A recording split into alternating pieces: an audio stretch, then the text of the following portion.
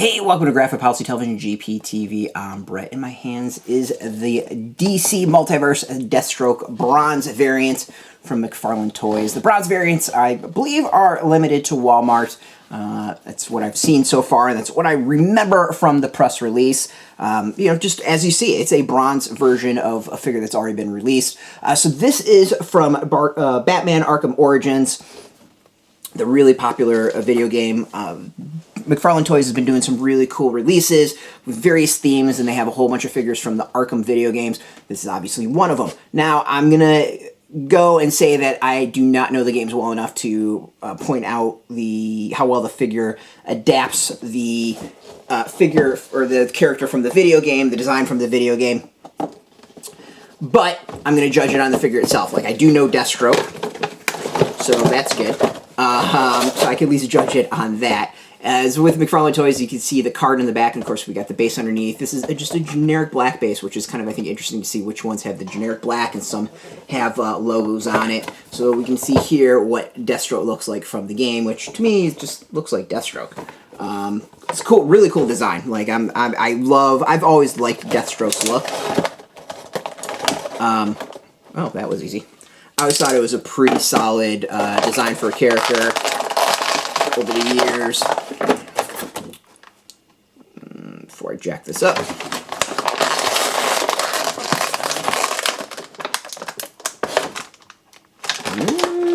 Okay. Discovering things already looking at this figure as I'm taking it out of the packaging. Alright. So first we're going to do my stand test while I move the packaging out of the way. I always like to do the stand test of how well the figure holds up by itself. Take the sword out because we will absolutely be discussing the sword as we get into things. Alright, so obviously the figure stands up by itself, no problem. Not many issues there. Let's go with the bend test of the figure.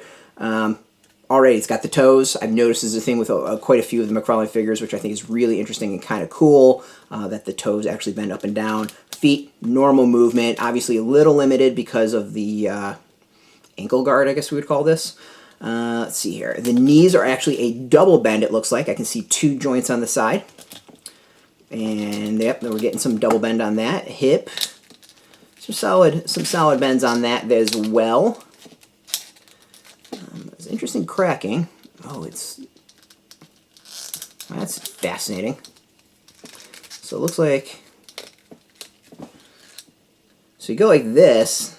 That's actually not a great design. So I move the leg up. The leg pops out of the butt. So you then kind of have to pop it back into the butt to get it go, because otherwise you have this weird gap going on. So that, I don't know if that's a flaw of this particular one that was produced or of the figure overall. But that's not good. Maybe I'm just bending it too much, but it's not much of a bend, and this happens. So yeah, deduct some points on the hip on that one. All right, waist. So good there. Yeah, the hips are jacked up on this figure. That's fascinating. All right, upper body does not look like we have a bend. There's sometimes a bend here. There's not one on this figure. The head, side to side, not really up and down at all. Shoulders. Let's talk shoulders at all. Some good movement. Obviously limited because of the shoulder pad. Elbow is a double joint on the elbow. I can see them underneath. Let's go with the wrist. Much better movement than some of the other figures that we've seen from McFarlane, so that's good. Let's check it on this figure. We get a decent amount of bend on the shoulder. Obviously wrist and elbows are going to probably be the same. Yeah, no problem on that.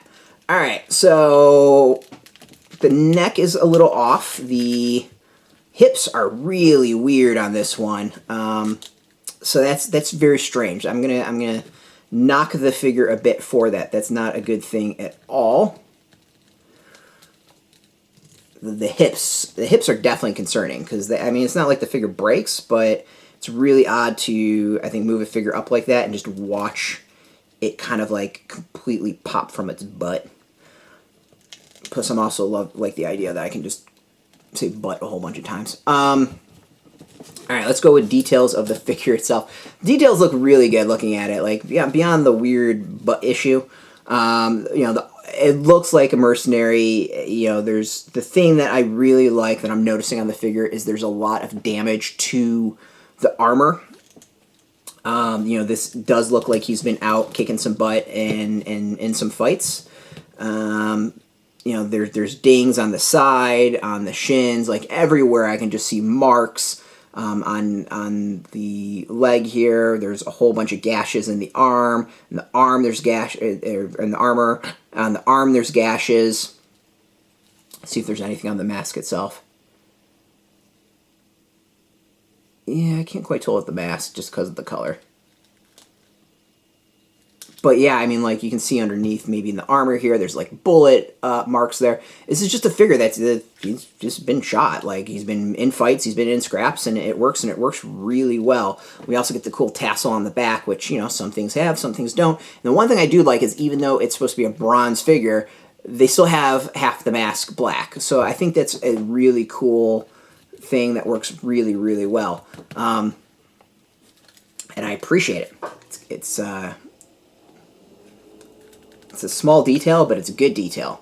All right. As far as the sword, what's really interesting on this is we've got the sword sheath on the back, but it's only half done. Like, the sword, there's no second half to it. The sword, actually, there's a gap between the two. I find that really interesting design that they didn't just make a completely enclosed carrier for it. You've seen that done so many times in a lot of other toys. It doesn't seem like that's a big thing. So I think it's a really interesting choice. I don't know if that's due to the video game, but I think that's really, really interesting. We also get gun built in. It does not come off, which I think is also kind of fascinating. You'd think maybe you would have a gun that you can put in his hands. And of course we have things like grenades on his belt and all that. So there's a lot of good detail to it. I think it's really, really solid as far as that. Let's get the sword itself. I mean, it's just a bronze sword. Some nice detail due to it as far as in the handle. This handle actually looks really, really nice. But let's go see how easy it is to put it in his hands.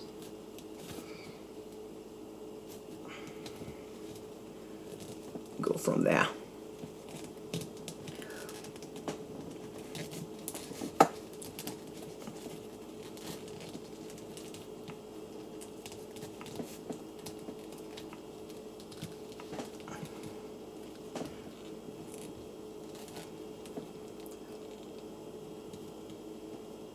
As usual, the McFarlane stuff, I have trouble with the hands, getting the weapons in. It's kind of fascinating. Wish they had a little bit better hands to do that, but whatever. There we go. That's... boom. That was not easy, but not hard as well. The figure, I mean, overall, the figure looks really nice. The sword is pretty solid. You know, this is a nice, cool depiction of Deathstroke. I mean, if you're really into the character or into collecting the Arkham stuff, like, it's definitely something I would add to my collection.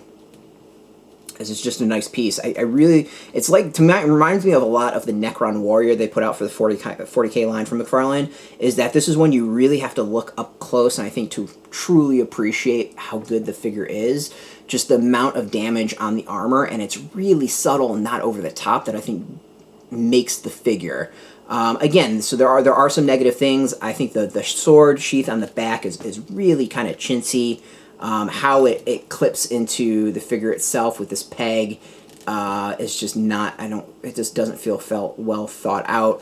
There's the weird issues with the hip and it popping out of the butt. But the details of the figure I think are really, really nice, and overall it's a solid figure. Like, it's really solid. So cool to look at. You know, issues aside, you know, if you are a fan of the character, definitely one to maybe check out and add to your collection. I think that's kind of my general thought on it. So yeah, so we're gonna go and we'll have some links where you can purchase your own version of this Deathstroke. I think it should probably be all Walmart will be the links where you can purchase it, because I'm pretty sure that's the only place you can get it. I want to thank McFarlane for hooking us up with the review copy of the item for review. Appreciate it. It's been very cool checking out all these releases. And I want to thank you for watching. If you are into McFarlane Toys, if you're into toys in general, if you're into comics, DC, stuff like that, check us out every single day at graphicpolicy.com. We're on Twitter, Facebook, YouTube, Tumblr, all at Graphic Policy, keeping it nice and consistent. So until next time, keep playing with those toys, and keep it geeky.